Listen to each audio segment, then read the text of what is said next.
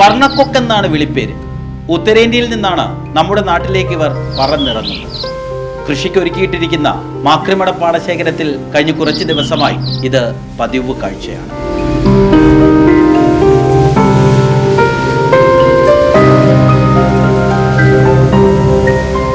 വർണ്ണക്കൊക്ക് മാത്രമല്ല, വേറെയുമുണ്ട് അതിഥികൾ.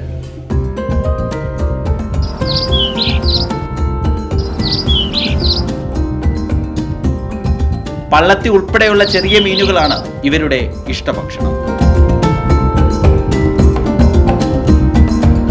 ഇത്രയധികം വർണ്ണക്കൊക്കുകൾ ഒന്നിച്ച് ഒരിടത്തെത്തുന്നത് അപൂർവമാണെന്നാണ് നിരീക്ഷകർ പറയുന്നത്. ഇവിടെ ഇത് മാത്രമല്ല, ഏതാണ്ട് 50ഓളം മറ്റ് സ്പീഷീസിനെയും ഞാൻ ഇതുവരെ സ്പോട്ട് ചെയ്തിട്ടുണ്ട്. പക്ഷേ ദേശാടന പക്ഷിയായ വർണ്ണക്കൊക്ക് ഇതാദ്യമായാണ് ഇത്രയും കൂട്ടത്തോടെ ഇവിടെ കാണുന്നത്. വേനൽ കടുക്കുന്ന മാർച്ച് മാസത്തോടെ സ്വന്തം നാടുകളിലേക്ക് ദേശാടന പക്ഷികൾ മടങ്ങും. മാതൃഭൂമി ന്യൂസ്, ആലപ്പുഴ.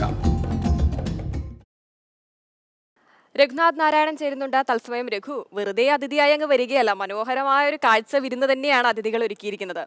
എന്തായാലും ഒരു പ്രത്യേക സീസണിലാണ് ഈ ഒരു കാഴ്ച വിരുന്നൊരുക്കി ഈ അതിഥികളുടെ വരവ്. എത്ര കാലം ഇവർ ഉണ്ടാവും എന്നുള്ളതൊന്നും അറിയാൻ പറ്റില്ലല്ലേ? മനോഹരമായ കാഴ്ച കാണാൻ വലിയ തിരക്കായിരിക്കുമല്ലോ എന്തായാലും അവിടെ. ഒരു നവംബർ മാസം തുടങ്ങി ഒരു മാർച്ച് മാസത്തിൻ്റെ പകുതി വരെയാണ് സാധാരണ നിലയിൽ ദേശാടന കിളികൾ എത്താറുള്ളത്. കാരണം മാർച്ച് മാസം ആകുമ്പോഴത്തേക്ക് നമ്മുടെ ഇവിടെ ചൂട് കൂടും. അപ്പോൾ അവർ അവരുടെ ആവാസ വ്യവസ്ഥയിലേക്ക് മടങ്ങിപ്പോവുകയാണ് പതിവ്.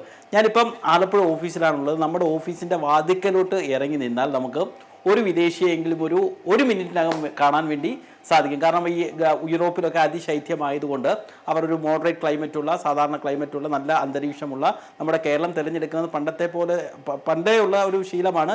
ഇപ്പോഴും അവർ വന്നുകൊണ്ടിരിക്കുന്നത് ആ പതിവ് പോലെ തന്നെയാണ് ദേശാടന പക്ഷികളും വരുന്നത്. അവർക്ക് പ്രകൃതി നൽകിയിരിക്കുന്ന ഒരു പ്രത്യേകത കൂടിയാണ് ഇതെന്ന് നമ്മൾ ചെറിയ ക്ലാസ്സിലൊക്കെ പഠിച്ചിട്ടുമുണ്ട്. ഈ മാവേലിക്കരയിൽ അല്ലെങ്കിൽ കുട്ടനാട്ടിലെ മൊത്തത്തിലുള്ള പാടശേഖരങ്ങളിലൊക്കെ ഇത്തരത്തിൽ ദേശാടന പക്ഷികൾ എത്താറുണ്ട്. അവർ നമുക്ക് വലിയ രീതിയിലുള്ളൊരു കാഴ്ചയുടെ പൂക്കാലം ഒരുക്കാറുണ്ട്. പക്ഷേ ഈ മനുഷ്യരോട് പൊതുവെ ഈ ദേശാടന പക്ഷികളുടെയൊക്കെ ഷൈ ആണെന്നാണ്. അവർ ഒരു നാണം കുണികളാണ്. പ്രത്യേകിച്ച് മനുഷ്യരോട് പെട്ടെന്ന് അടുക്കുകയില്ല. മനുഷ്യരുടെ ഒരു കാൽപെരുമാറ്റമൊക്കെ കണ്ടാൽ പറന്നു പോകും. അതുകൊണ്ട് തന്നെ ഇവരെ ദൂരെ നിന്നാണ് നമുക്ക് കൂടുതലായിട്ട് കാണാൻ വേണ്ടി സാധിക്കുക. ഈ വൈൽഡ് ലൈഫ് ഫോട്ടോഗ്രാഫർമാരായ നമുക്കിപ്പോൾ ഈ ദൃശ്യങ്ങൾ എടുത്തു തന്ന രാരുവാണ്. രാരു ഒരു സോഫ്റ്റ്വെയർ എഞ്ചിനീയറാണ്. അദ്ദേഹം കഴിഞ്ഞ 8-10 വർഷമായി ഈ മേഖലയിൽ നിൽക്കുന്ന ആളാണ്. അദ്ദേഹം തന്നെ പറയുന്നത് ഇവരെ ഒന്ന് ക്ലിക്ക് ചെയ്യുക എന്നുള്ളത് തന്നെ വേറെ ശ്രമകരമായ ജോലിയാണ്. പ്രത്യേകിച്ച് ഞാൻ നേരത്തെ പറഞ്ഞതുപോലെ തന്നെ മനുഷ്യരെത്തുമ്പോൾ അവർ പറന്നു പോകും. പിന്നെ ഈ കുട്ടനാടിനെ സംബന്ധിച്ചിടത്തോളം ഈ പക്ഷിപ്പനി സ്ഥിരമായിട്ട് വരാറുണ്ട്. അപ്പോൾ ഈ ദേശാടന പക്ഷികൾ എത്തുന്നതാണ് പക്ഷിപ്പനിക്ക് കാരണമെന്നൊക്കെ കർഷകർ പറയാറുണ്ട്. പക്ഷേ അത്തരത്തിലുള്ളൊരു ശാസ്ത്രീയതയൊന്നും ഇതുവരെ ഉണ്ടായിട്ടില്ല. എന്തായാലും ഹിമ ആദ്യം പറഞ്ഞതുപോലെ തന്നെ ഒരു നവംബർ, ഒരു ഡിസംബർ, ഇപ്പോൾ അല്പം താമസിച്ചിട്ടുണ്ട്. കാരണം കാലാവസ്ഥയൊക്കെയുടെ ഒരു മാറ്റം കൊണ്ട് ഒരു ഡിസംബർ കഴിഞ്ഞപ്പോഴാണ്, ജനുവരി ആദ്യത്തോടു കൂടിയാണ് ദേശാടന പക്ഷികൾ എത്തിയത്. ഒരു മാർച്ച് മാസം വരെയൊക്കെ അവർ ഇവിടെ ഉണ്ടാവും. കുട്ടനാട്ടിലൂടെയൊക്കെ കടന്നു പോകുമ്പോൾ എല്ലാവരും രണ്ട് വശങ്ങളിലേക്കും ശ്രദ്ധിച്ചാൽ മതി.